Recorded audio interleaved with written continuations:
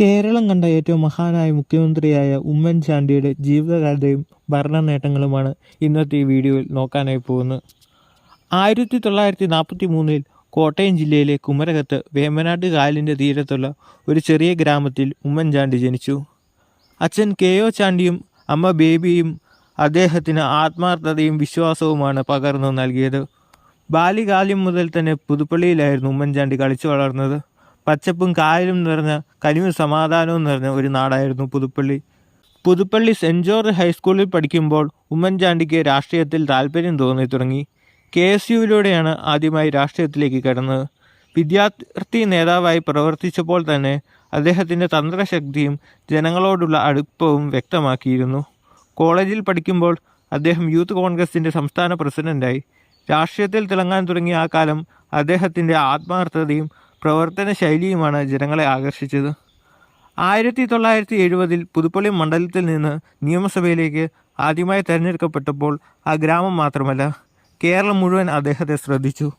തുടർന്നുള്ള എല്ലാ തിരഞ്ഞെടുപ്പുകളിലും തുടർച്ചയായി വിജയിച്ച അദ്ദേഹം ജനങ്ങളുടെ വിശ്വാസം നേടിയതിൻ്റെ തെളിവായി മാറി. നിയമസഭയിൽ അദ്ദേഹം തിളങ്ങിയപ്പോൾ മന്ത്രിസ്ഥാനം അദ്ദേഹത്തെ തേടിയെത്തി.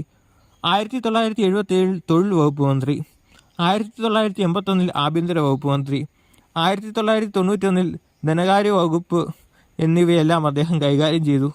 ഓരോ വകുപ്പിലും ജനപക്ഷതയും പ്രവർത്തനക്ഷമതയും അദ്ദേഹത്തിൻ്റെ മുഖമുദ്രയായി. അദ്ദേഹം കോൺഗ്രസിനുള്ളിലെ ഗ്രൂപ്പ് പോരാട്ടത്തിൽ ആര്യടി വിഭാഗത്തിൻ്റെ തന്ത്രജ്ഞനായി മാറിയപ്പോൾ രാഷ്ട്രീയത്തിൽ അദ്ദേഹത്തിൻ്റെ സ്വാധീനം കൂടുതൽ ശക്തമായി. 2004 A.K. ആൻ്റണി രാജിവെച്ചതിനെ തുടർന്ന് ഉമ്മൻചാണ്ടി ആദ്യമായി കേരളത്തിൻ്റെ മുഖ്യമന്ത്രിയായി. അതൊരു രാഷ്ട്രീയ നേട്ടം മാത്രമല്ല, ജനങ്ങളുടെ പ്രതീക്ഷകൾ നിറവേറ്റാനുള്ള ദൗത്യം കൂടിയായിരുന്നു. 2006 UDF അധികാരം നഷ്ടപ്പെട്ടപ്പോൾ അദ്ദേഹം പ്രതിപക്ഷ നേതാവായി. പക്ഷേ ജനങ്ങളോടുള്ള അടുപ്പം അദ്ദേഹം തുടർന്നു. അദ്ദേഹത്തെ വീണ്ടും ജനങ്ങൾ തെരഞ്ഞെടുത്തു. 2011 കേരളം വീണ്ടും അദ്ദേഹത്തിന് മുഖ്യമന്ത്രിയായി അദ്ദേഹത്തെ തെരഞ്ഞെടുത്തു. അത് അദ്ദേഹത്തിൻ്റെ ജനപ്രീതിയുടെ തിരിച്ചുവരവായിരുന്നു. 2011 ഉമ്മൻചാണ്ടി രണ്ടാം തവണ കേരളത്തിൻ്റെ മുഖ്യമന്ത്രിയായി അധികാരത്തിലെത്തുമ്പോൾ അതൊരു കനിഞ്ഞു കിട്ടിയ വിജയം മാത്രമായിരുന്നു. UDFന് വെറും 2 സീറ്റുകളുടെ ഭൂരിപക്ഷം മാത്രമേ നേടാനായി കഴിഞ്ഞിരുന്നുള്ളൂ. എന്നാൽ അത്രയും ചെറുതായിരുന്ന ഭൂരിപക്ഷം പോലും അദ്ദേഹത്തിന് വലിയ ഉത്തരവാദിത്വമായി ഏറ്റെടുത്തു. അധികാരത്തിൽ വന്ന ആദ്യ നിമിഷം മുതൽ തന്നെ അദ്ദേഹം ജനങ്ങളോട് കൂടുതൽ അടുത്തു. പ്രവർത്തനക്ഷമതയ്ക്കും മുൻതൂക്കം നൽകി. അദ്ദേഹത്തിൻ്റെ ഭരണകാലത്തെ ഏറ്റവും ശ്രദ്ധേയമായ സംരംഭം ജനസമ്പർക്ക പരിപാടികളായിരുന്നു.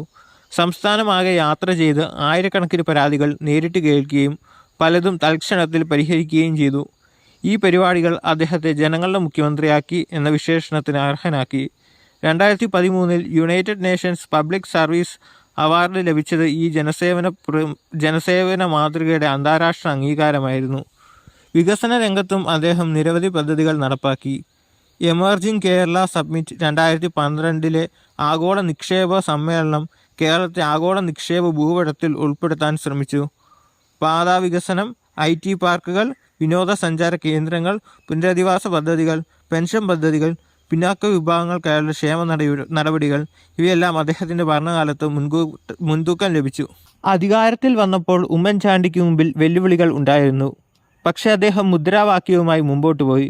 അതിവേഗം ബഹുദൂരം എന്നത് അദ്ദേഹത്തിൻ്റെ ഭരണതന്ത്രത്തിൻ്റെ അടിസ്ഥാനമായിരുന്നു. വേഗത്തിൽ പ്രവർത്തിച്ചാൽ ദൂരെ എത്താമെന്നായിരുന്നു ഇതിൻ്റെ ആശയം. കണ്ണൂർ അന്താരാഷ്ട്ര വിമാനത്താവളം പതിറ്റാണ്ടുകളായി കാത്തിരുന്ന ഒരു സ്വപ്നമായിരുന്നു. അദ്ദേഹത്തിൻ്റെ കാലത്ത് കണ്ണൂർ അന്താരാഷ്ട്ര വിമാനത്താവളം യാഥാർത്ഥ്യത്തിലേക്ക് നീങ്ങാൻ തുടങ്ങി. പദ്ധതിയുടെ നിർമ്മാണം ആരംഭിച്ചത് 2014 ഉമ്മൻചാണ്ടിയുടെ നേതൃത്വത്തിലാണ് ഈ പദ്ധതിയുടെ നിർമ്മാണം ആരംഭിച്ചത്. ജനതയുടെ പങ്കാളിത്തം ഉറപ്പാക്കുന്ന രീതിയിൽ പൊതുമേഖലയും സ്വകാര്യ മേഖലയും ചേർന്ന പബ്ലിക് പ്രൈവറ്റ് പാർട്ട്ണർഷിപ്പ് മാതൃകയിൽ പദ്ധതി നടപ്പാക്കി. ഇന്ന് അത് കേരളത്തിൻ്റെ വടക്കൻ വാതായനമായി മാറിയിരിക്കുന്നു. വിഴിഞ്ഞം അന്താരാഷ്ട്ര തുറമുഖം കേരളം ശതാബ്ദങ്ങളായി കാത്തിരുന്ന ഒരു വലിയ തുറമുഖ സ്വപ്നമായിരുന്നു. 2015 ഉമ്മൻചാണ്ടി സാർ അദാനി ഗ്രൂപ്പുമായി കരാർ ഒപ്പുവെച്ചു. Design, build, finance, operate, transfer DBFOT മാതൃകയിൽ കരാർ വിവാദങ്ങൾക്കിടെയായിരുന്നെങ്കിലും 2019 ജുഡീഷ്യൽ കമ്മീഷൻ അദ്ദേഹത്തിന് ക്ലീൻ ചീറ്റ് നൽകി.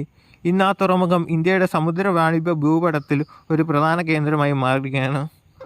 കൊച്ചി മെട്രോ നഗര ഗതാഗതത്തിൽ വിപ്ലവം സൃഷ്ടിച്ച പദ്ധതിയായിരുന്നു. ആദ്യമായി 2005 ഉമ്മൻചാണ്ടിയുടെ നേതൃത്വത്തിൽ രൂപം കൊണ്ടെങ്കിലും 2011 അദ്ദേഹത്തിൻ്റെ രണ്ടാം കാലഘട്ടത്തിൽ അതിൻ്റെ നിർമ്മാണം വേഗത്തിൽ പുരോഗമിച്ചു. ഇ ശ്രീധരൻ എന്ന മെട്രോമാനെ പദ്ധതിയിൽ ഉൾപ്പെടുത്താൻ ഡൽഹി സർക്കാരിനെ സമ്മതിപ്പിച്ചത് അദ്ദേഹത്തിൻ്റെ തന്ത്രശക്തിയായിരുന്നു. സ്മാർട്ട് സിറ്റി കൊച്ചി IT മേഖലയിലെ വലിയ നിക്ഷേപ പദ്ധതിയായി ഉദ്ദേശിച്ചിരുന്നെങ്കിലും സമയപരിമിതിയും രാഷ്ട്രീയ തർക്കങ്ങളും കാരണം അതിൻ്റെ പൂർണ്ണത്വം അദ്ദേഹത്തിന് കൈവരിക്കാൻ കഴിഞ്ഞില്ല. എന്നിരുന്നാലും പദ്ധതി ആരംഭിക്കാൻ ആവശ്യമായ തന്ത്രങ്ങൾ അദ്ദേഹം നടപ്പിലാക്കി.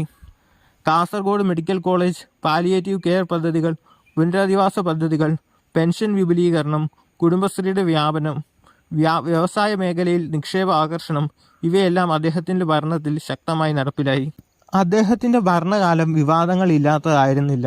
സോളാർ വിവാദം അദ്ദേഹത്തിൻ്റെ ഭരണത്തെ കറുപ്പിച്ച ഒരു വലിയ സംഭവമായി.